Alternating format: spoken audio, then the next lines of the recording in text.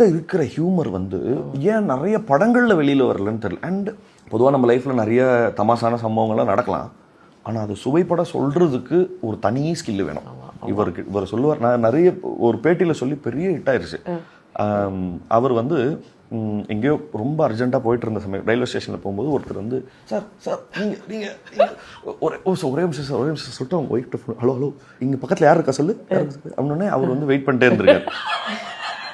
சொல்லிட்டுப்பா சீக்கிரம் அப்படின்னு இருக்கார். உனக்கு கூட ரொம்ப பிடிக்குமே சொல்லு கெஸ் பண்ணு அப்படின்னே இவர் பார்த்துட்டு, இப்போ ட்ரெயினுக்கு டைம் ஆச்சு சீக்கிரம் அப்படின்னு தெரியலையா, கண்டுபிடிக்க முடியல, விசு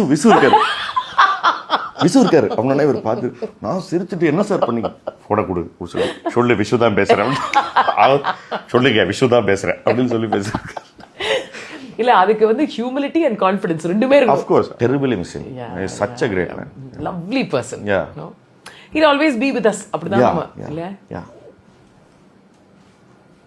இது வந்து ரொம்ப செம்ம காமெடி இன்சிடென்ட் இது. நான் இந்த படம் இருக்கு இல்லையா, இந்த படத்தை சார் பார்க்கணும்னு சொல்லி கேட்டார் எஸ்பிபி சார். அப்ப இதுல வந்து ஒரு கானா பாட்டு இருக்கு. கானா பாட்டை வந்து சேர் போடுறதுக்கே காசு இல்லாத போது ஒரு சிங்கரை ஹையர் பண்றதுக்கு எப்படி காசு இருக்கும்னு நினைக்கிறீங்க? இல்ல, நான் பாடிட்டேன். படத்தை பார்த்துட்டு வெளியில வந்துட்டு, இந்த பாட்டு யார் ராஜா பாடினது அப்படின்னாரு. ஆமா சார் அடுத்து மெடல் வாங்க, இந்த கழுத்துல பட்டுன்னு இப்படி பிடிச்சாரு. பிடிச்சிட்டு அப்படியே நிக்கிறேன். பாடுறா, கத்துக்கிட்டு பாடு, அபஸ்ருதியில கேட்கறதுக்கு 1000 ஊசி இறங்குது என் காதுல அப்படின்னாரு. சாரி சார் அப்படின்னு. அப்புறம் வந்து அவருக்கு மனசுக்குள்ள, ஐயோ நம்ம இவனை ஹர்ட் பண்ணிட்டோமோ, பாவம் வந்து ஏதோ பேஷனோட பண்றான், அது ஹர்ட் பண்ணிட்டோமோன்னு சொல்லிட்டு அவர் எப்படியாவது அதை தாஜா பண்றதுக்காக, என்னடா உன் பேர் என்னடா, மணி சார் அப்படின்னு.